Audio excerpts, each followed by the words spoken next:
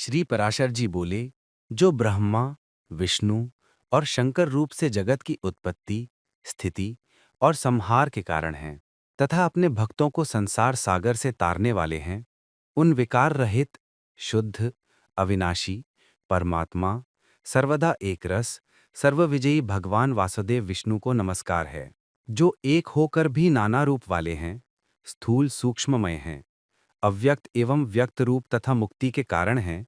उन श्री विष्णु भगवान को नमस्कार है, जो विश्वरूप प्रभु विश्व की उत्पत्ति, स्थिति और संहार के मूल कारण हैं।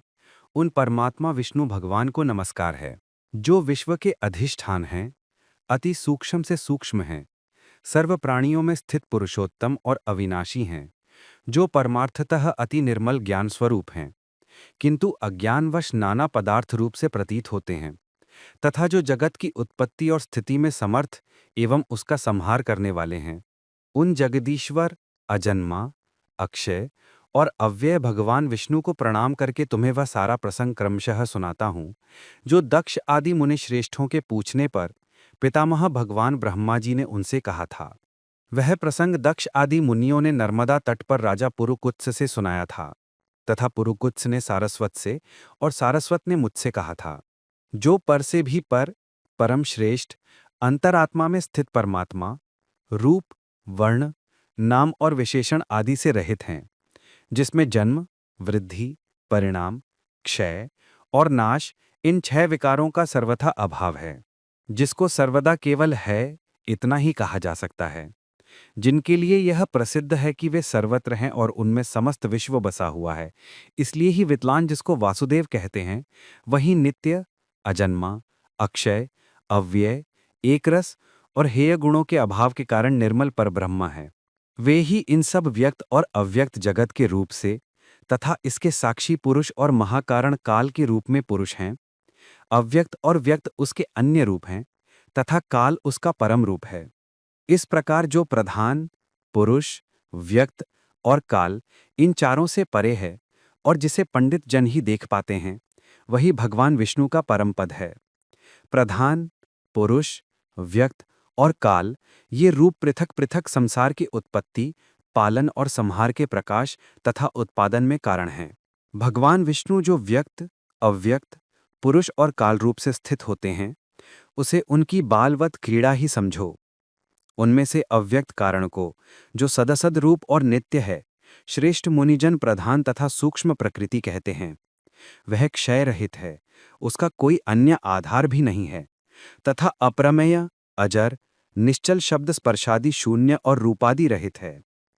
वह त्रिगुणमय और जगत का कारण है तथा स्वयं अनादि एवं उत्पत्ति और लय से रहित है। वह संपूर्ण प्रपंच प्रलय काल से लेकर सृष्टि के आदि तक उसी से व्याप्त था। हे विद्वन, श्रुति के मर्म को जानने वाले श्रुति परायण ब्रह्मवेत्ता महात्मा गण इसी अर्थ को लक्ष्य करके प्रधान के प्रतिपादन इस श्लोक को कहा करते हैं। ना हो न रात्रिर न नभो न भूमिर, नासी तमो ज्योतिरभूद्य, नान्यत स्रोत्रादि बुद्ध्यानुपलभ्यमेक, प्राधानिकम ब्रह्म पुमांस तदासीत। हे विप्र, विष्णु के परम स्वरूप से प्रधान और पुरुष ये 2 रूप हुए। उसी के जिस अन्य रूप के द्वारा वे दोनों संयुक्त और वियुक्त होते हैं, उस रूपांतर का ही नाम काल है। बीते हुए प्रलय काल में यह व्यक्त प्रपंच प्रकृति में लीन था, इसलिए प्रपंच के इस प्रलय को प्राकृत प्रलय कहते हैं। हे द्विज, काल रूप भगवान अनादि हैं, इनका अंत नहीं है, इसलिए संसार की उत्पत्ति, स्थिति और प्रलय भी कभी नहीं रुकते। हे मैत्रेय, प्रलय काल में प्रधान के साम्यावस्था में स्थित हो जाने पर और पुरुष के प्रकृति से पृथक स्थित हो जाने पर विष्णु भगवान का काल रूप प्रवृत्त होता है। तदुनंतर उन परब्रह्म परमात्मा विश्वरूप सर्वव्यापी सर्वभूतेश्वर सर्वात्मा परमेश्वर स्वेच्छा से विकारी प्रधान और अविकारी पुरुष में प्रविष्ट होकर उनको क्षोभित किया। जिस प्रकार क्रियाशील न होने पर भी गंध अपनी स्थिति मात्र से ही मन को क्षोभित कर देता है, उसी प्रकार परमेश्वर अपनी स्थिति मात्र से ही प्रधान और पुरुष को प्रेरित करते हैं। हे ब्राह्मण, वह पुरुषोत्तम ही उनको क्षोभित करने वाले हैं और वे ही क्षुब्ध होते हैं, तथा संकोच और विकास युक्त प्रधान रूप से भी वे ही स्थित हैं। ब्रह्मादि समस्त ईश के ईश्वर विष्णु ही समष्टि व्यष्टि रूप, ब्रह्मादि जीव रूप और महातत्व रूप से स्थित हैं। हे द्विजश्रेष्ठ, सर्गकाल के प्राप्त होने पर गुणों की साम्यावस्था रूप प्रधान जब विष्णु के क्षेत्रज्ञ रूप से अधिष्ठित हुआ तो उससे महत्तत्व की उत्पत्ति हुई। उत्पन्न हुए प्रधान को प्रधान तत्व ने आवृत किया। महत्तत्व सात्विक, राजस और तामस भेद से 3 प्रकार का है, किंतु जिस प्रकार बीज छिलके से संभव से ढका रहता है वैसे ही यह त्रिविध महत प्रधान तत्व से सब ओर व्याप्त है। फिर त्रिविध महत तत्व से ही वैकारिक तेजस और तामस भूतादि 3 प्रकार का अहंकार उत्पन्न हुआ। हे महामुने, वह त्रिगुणात्मक होने से भूत और इंद्रियां आदि का कारण है तथा प्रधान से जैसे महत्तत्व व्याप्त है वैसे ही महत्तत्व से वह व्याप्त है।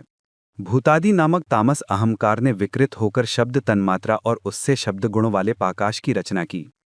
उस भूतादि तामस अहंकार ने शब्द तन्मात्रा रूप आकाश को व्याप्त किया। फिर आकाश ने विकृत होकर स्पर्श तन्मात्रा को रचा। उससे बलवान वायु हुआ, उसका गुण स्पर्श माना गया है। शब्द तन्मात्रा रूप आकाश ने स्पर्श तन्मात्रा वाले वायु को आवृत किया।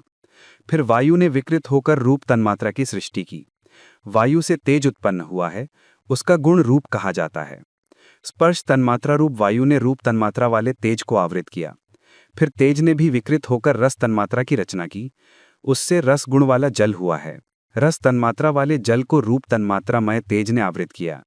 जल विकार को प्राप्त होकर गंध तन्मात्रा ने तेज ने आवृत किया। जल ने विकार को प्राप्त होकर गंध तन्मात्रा की सृष्टि की। उससे पृथ्वी उत्पन्न हुई है, जिसका गुण गंध माना जाता है। उन आकाशादि भूतों ने उस वैकारिक अहंकार को अपना भूत से समूह व्याप्त किया है, इसलिए वे तन्मात्राएं ही तन्मात्रा कही गई हैं। तन्मात्राओं में विशेष भाव नहीं है, इसलिए उनकी अविशेष संज्ञा है। वे अविशेष तन्मात्राएं शांत, घोर अथवा मूढ़ नहीं हैं। इस प्रकार तामस अहंकार से यह भूत तन्मात्रा रूप सर्ग हुआ है। 10 इंद्रियां तेजस अर्थात राजस अहंकार से और उनके अधिष्ठाता देवता वैकारिक अर्थात सात्विक अहंकार से उत्पन्न हुए कहे जाते हैं। इस प्रकार इंद्रियों के अधिष्ठाता 10 देवता और 11वां मन वैकारिक है। हे द्विज, त्वक, चक्षु, नासिका, जिह्वा और श्रोत, ये पांचों बुद्धि की सहायता से शब्दादि विषयों को ग्रहण करने वाली 5 ज्ञानेंद्रियां हैं। हे मैत्रेय, वायु, उपस्थ, हस्त, पाद और वाक, ये 5 कर्मेंद्रियां हैं। इनके कर्म त्याग, शिल्प, गति और वचन बतलाए जाते हैं। आकाश, वायु, तेज, जल और पृथ्वी, ये पांचों भूत उत्तरोत्तर शब्द, स्पर्श आदि 5 गुणों से युक्त हैं। ये पांचों भूत शांत, घोर और मूढ़ हैं, अतः ये विशेष कहलाते हैं। इन भूतों में पृथक पृथक नाना शक्तियां हैं, अतः वे परस्पर पूर्णतया मिले बिना संसार की रचना नहीं कर सके। इसलिए एक दूसरे के आश्रय रहने वाले और एक ही संघात की उत्पत्ति के लक्ष्य वाले महत्तत्व से लेकर विशेष पर्यंत प्रकृति के इन सभी विकारों ने पुरुष से अधिष्ठित होने के कारण परस्पर मिलकर सर्वथा एक होकर प्रधान तत्व के अनुग्रह से अंड की उत्पत्ति की। हे महाबुद्धे, जल के बुलबुले के समान क्रमशः भूतों से बढ़ा हुआ यह गोलाकार और जल पर स्थित महान अंड ब्रह्मरूप विष्णु का अति उत्तम प्राकृत आधार हुआ। उसमें वे अव्यक्त स्वरूप जगतपति विष्णु व्यक्त हिरण्यगर्भ रूप से स्वयं ही विराजमान हुए। उन महात्मा हिरण्यगर्भ का सुमेरु उल्भ अन्य पर्वत जरायु तथा समुद्र गर्भाशयस्थ रस था। हे विप्र, उस अंड में ही पर्वत और द्वीपादि के सहित समुद्र, महगण के सहित संपूर्ण लोक तथा देव, असुर और मनुष्य आदि विविध प्राणी वर्ग प्रकट हुए। वह अंड पूर्व की अपेक्षा 10-10 गुणा अधिक जल, अग्नि, वायु, आकाश और भूतादि अर्थात तामस अहंकार से आवृत है तथा भूतादि महत्तत्व भी अव्यक्त प्रधान से आवृत है। इस प्रकार जैसे नारियल के फल का भीतरी बीज बाहर से कितने ही छिलकों से ढका रहता है, वैसे ही यह अंड इन 7 प्राकृतिक आवरणों से घिरा हुआ है। उसमें स्थित हुए स्वयं विश्वेश्वर भगवान विष्णु ब्रह्मा होकर रजोगुण का आश्रय लेकर इस संसार की रचना में प्रवृत्त होते हैं तथा रचना हो जाने पर सत्व गुण विशिष्ट अतुल पराक्रमी भगवान विष्णु उसका कल्पांत पर्यंत युग युग में पालन करते हैं। हे मैत्रेय, फिर कल्प का अंत होने पर अति दारुण तमह प्रधान रुद्र रूप धारण करके वे जनार्दन विष्णु ही समस्त भूतों का भक्षण कर लेते हैं। इस प्रकार वे समस्त भूतों का भक्षण कर संसार को जलमय करके वे परमेश्वर शेष शैया पर शयन करते हैं। जागने पर ब्रह्मरूप होकर वे फिर जगत की रचना करते हैं। वह एक ही भगवान जनार्दन जगत की सृष्टि, स्थिति और संहार के लिए ब्रह्मा, विष्णु और शिव इन 3 संज्ञाओं को धारण करते हैं। वह प्रभु विष्णु सृष्टा होकर अपनी ही सृष्टि करते हैं, पालक विष्णु होकर पाल्य रूप अपना ही पालन करते हैं और अंत में स्वयं ही संहारक तथा स्वयं ही लीन होते हैं। पृथ्वी, जल, तेज, आकाश तथा समस्त इंद्रियां और अंतःकरण आदि जितना जगत है सब पुरुष रूप है। और क्योंकि वह अव्यय विष्णु ही विश्वरूप और सब भूतों के अंतरात्मा हैं, इसलिए ब्रह्मादि प्राणियों में स्थित सर्गादिक भी उन्हीं के उपकारक हैं। वे सर्वरूप श्रेष्ठ, वरदायक और वरेण्य भगवान विष्णु ही ब्रह्मा आदि अवस्थाओं द्वारा रचने वाले हैं।